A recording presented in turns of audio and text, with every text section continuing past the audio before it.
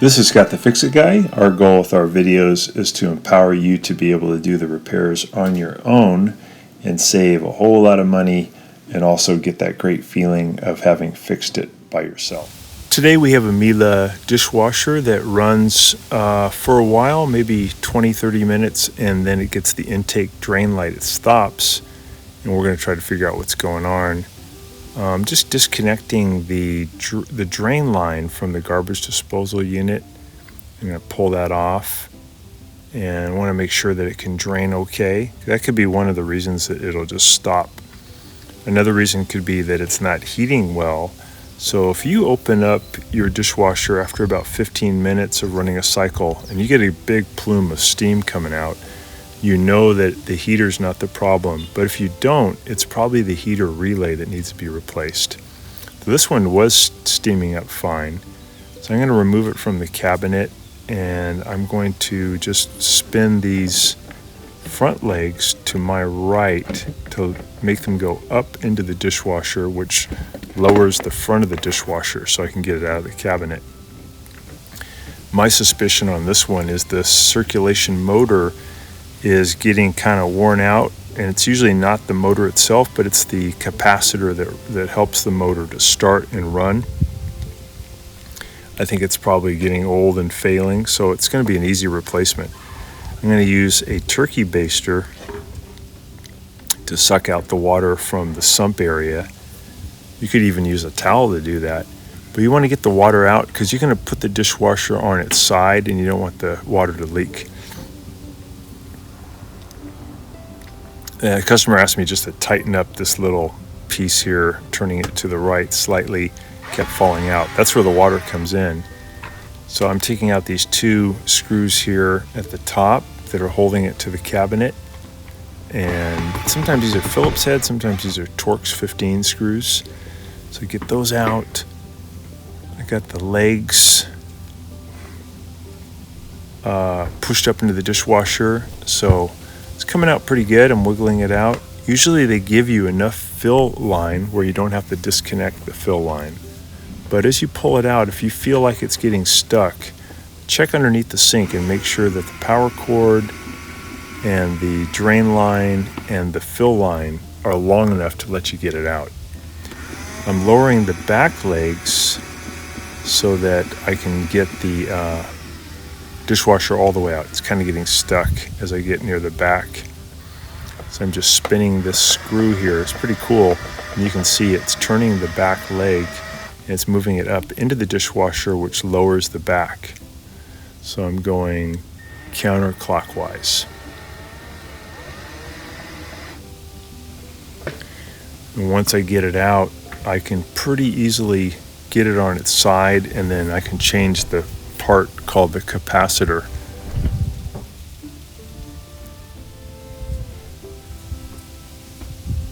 So we got it laying on its side now. It's kind of heavy, take your time. Just support it on the way down. And have a towel ready because you may still get a little water leaking out.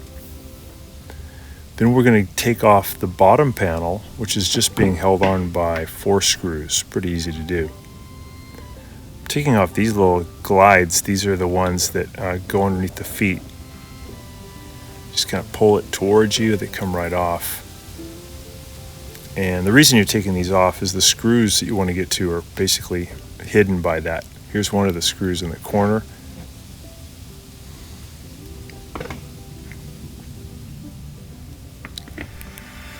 I think it was a Torx 15. No, I'm sorry. This time it was a Phillips head, which is going to surprise me.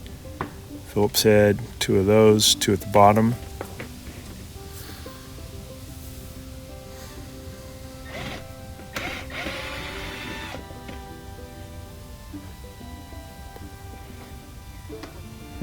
Without special equipment, it's kind of hard to test a capacitor to tell if it's gone bad.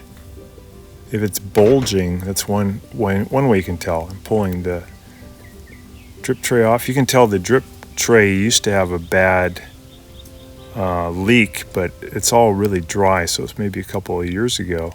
These are the different parts. This is the drain motor. This is a little fan that keeps it cool. And this is what senses how much water is in the dishwasher. And here we have the temperature sensor. It senses the temperature. This is the float. When the water gets into the drip tray, it'll float and it'll turn off the incoming water. This is the heater pressure switch. This is the heater relay, which is easy to change if you need to, if you have a no heat situation. Just making sure the little connectors are on there nice and tight. And right up here is the capacitor, easy to get to. Here's the part number for a new capacitor. You can get these at Miele USA. They'll just send you one in the mail. So I'm just going to use a wrench and spin off this one little nut that's holding on the capacitor. Super easy to get off. And then I'll reach in, grab the old capacitor, pull it out where I can see it. I'm going to use a screwdriver with an insulated handle, and I'm going to put it between the two terminals and make them touch, and that's going to get rid of any voltage that may be left in the capacitor. Capacitors can hold enough voltage to hurt you pretty bad, so it's good to always do that before you try to take off the connectors. So I'm using some pliers to help me just squeeze off those two connectors. And here's a new one and the old one. Just making sure they have the same ratings. So I'll go ahead and put on the new one. Put on the spade connector nice and tight. There's other things that can cause the dishwasher to do this pausing where they get the intake drain light. And there's a diagnostic procedure you can run too. But in my experience, if it isn't the heater or the water level or inability to drain, most commonly it's the circulation motor getting kind of weak. It just stops. And again, it's usually not the motor itself, but it's the capacitor. So I'm going to tighten up that nut on the new capacitor. Capacitor is kind of like a very powerful battery that holds a big charge to help the motor start, to break inertia.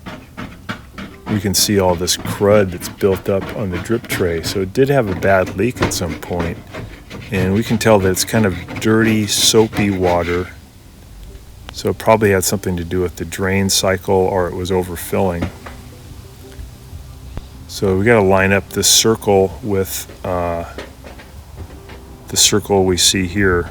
That way we know we have the orientation right. We're going to push this lower panel into position. We'll add those 4 Phillips head screws.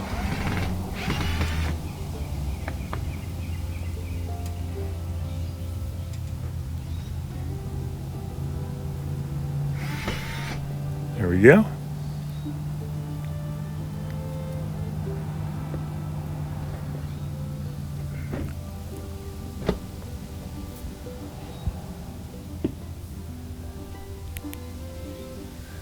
If you look online for the word, for example, G and then 000, or I'm sorry, G, for example, G5000 technical information, you can find a PDF manual that will cover the that whole series of Miele dishwashers, the G500s. So it's G5000 technical information. That'd be true of it's a G6000 or a G4000, but it'll have the procedure that will help you to figure out why the intake drain light's coming on. It'll give you like an error code. A certain amount of blinking of the LED lights will help you figure it out. So I got these slides back on, and I got it back on its feet. I'm going to go ahead and wiggle it back into the cabinet. This one slide kind of came off the front, so I'll lift up the dishwasher a little bit, get it back into position. When these dishwashers work, they're really good. They clean so well and they're so quiet.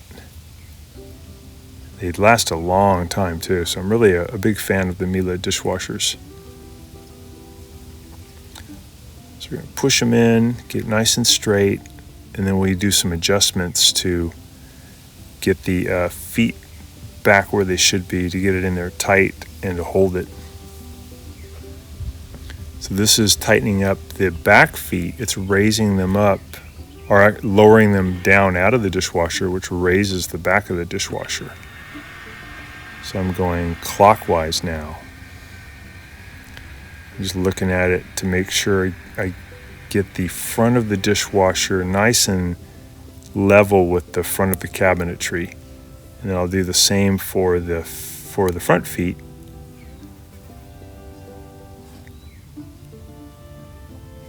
Turning to my left, which is bringing the feet down, which is raising the front of the dishwasher. Plug it back in. So it starts really good. Circulation motor sounds great. Put the filter back in.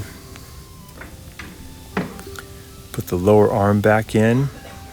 Make sure it's nice and clear. Put in the lower basket.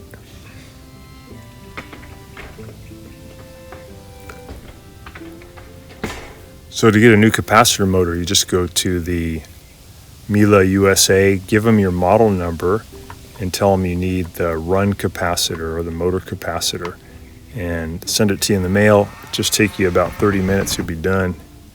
Putting those screws back in and hold it into the cabinet.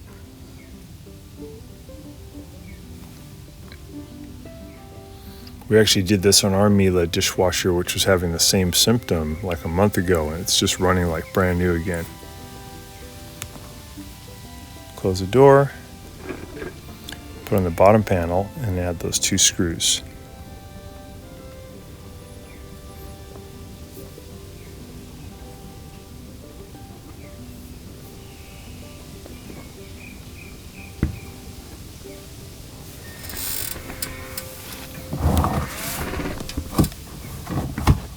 Thanks so much for watching our video. We really appreciate your support.